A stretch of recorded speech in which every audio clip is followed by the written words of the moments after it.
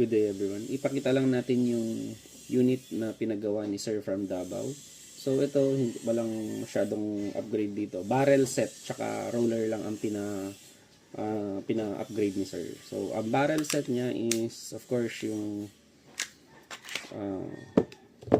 barrel set ng Wiglock, which is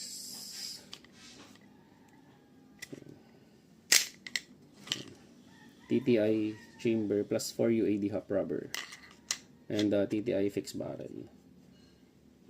So ayun lang. Then yung unicorn inner barrel pala, sorry. And then high impact roller na V3. Yun lang naman yung pinapalitan ni Sir. So hindi pa natin na test ito, kaya gagawin na natin ng test video ngayon. Check lang natin yung magazine ulit. Okay, 5 shots.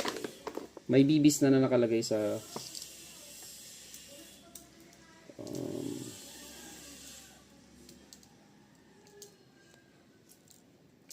doon sa may chamber. Tinest lang natin kung hindi siya mag-misfeed.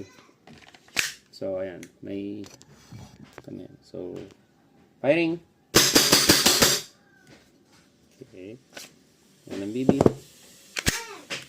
Yan. Thank you very much, sir, from Davao.